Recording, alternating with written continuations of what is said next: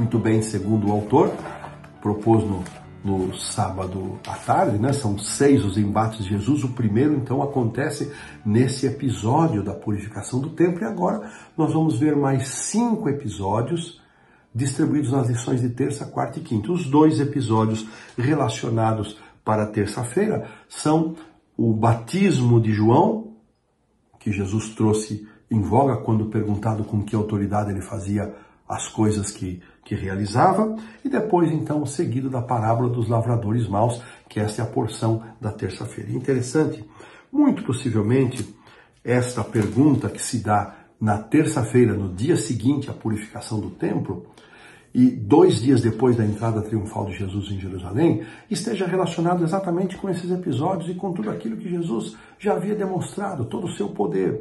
E com que autoridade você faz essas coisas? E aqui Jesus disse, olha, eu lhes farei uma pergunta. Se vocês, então, responderem, essa porção está no capítulo 11, 27 a 33 de Marcos, eu também respondo assim, com que autoridade João batizava? E aqui, então, aquele dilema. Se eles respondessem com a autoridade de Deus, lhes perguntaria Jesus, por que vocês, então, não creram? Se eles dissessem dos homens, eles temiam o povo e não teriam coragem de assumir que era apenas mais um maluco pregando. Também, né? Então, não sabemos dizer. Mentiram. Muitas pessoas usam a mentira como um escape, né, irmãos? Cuidado. Nós temos que ter muito cuidado para não nos valermos de mentiras para escapar de certas situações na nossa vida. Então, Jesus disse, olha, eu também não digo para vocês. Irmãos, há muitas pessoas que têm dificuldade de reconhecer a autoridade de Jesus. Mesmo na igreja. Será que eu reconheço a autoridade de Cristo? Com que autoridade Jesus faz as coisas que faz as coisas que fez e continua fazendo e ainda fará? Será que reconhecemos isso? Que Jesus tem autoridade para perdoar nossos pecados, tem autoridade para nos salvar, tem autoridade para nos purificar, tem autoridade sobre a nossa vida. Reconhecemos essa autoridade de Cristo na nossa vida para a gente pensar. Às vezes me parece que nós apenas dizemos isso, mas de fato não reconhecemos.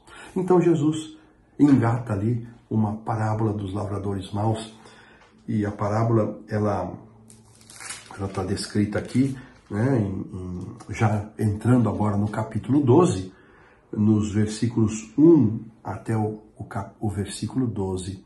E Jesus, então, ele vai contrastar a atitude daqueles líderes com a atitude daqueles que arrendaram a propriedade. E eles, na época, para ajuste de contas, o proprietário manda mensageiros e eles expulsam, tratam mal. Vai um segundo grupo, eles tratam mal, matam alguns. E finalmente vem o próprio filho. O que eles fazem com o filho? Vamos tomar o filho agora.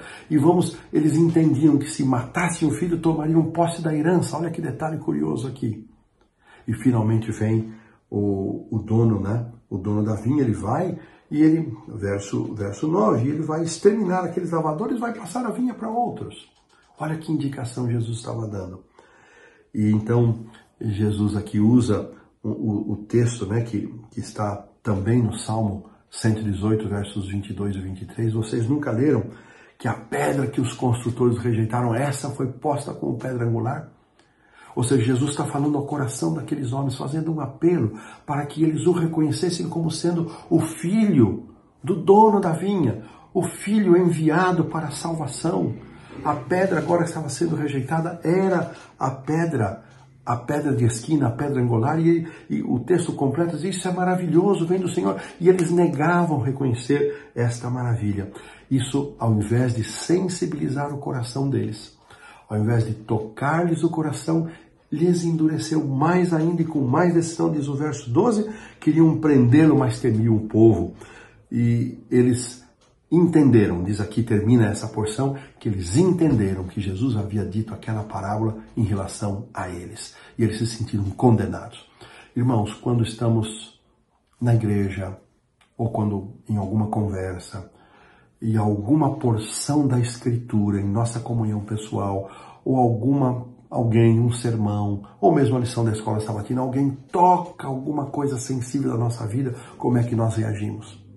Com reconhecimento, com perdão, com confissão e arrependimento, ou endurecemos mais o coração e nos voltamos contra a fonte de onde surgiu aquilo, contra a Bíblia, contra os escritos de Ellen White, contra o nosso cônjuge, contra o pastor. Que Deus nos dê um coração sensível, amigos, irmãos, para que não endureçamos o nosso coração como fizeram aqueles líderes do povo. Que Deus nos dê essa graça. Aqui terminamos a lição da terça-feira.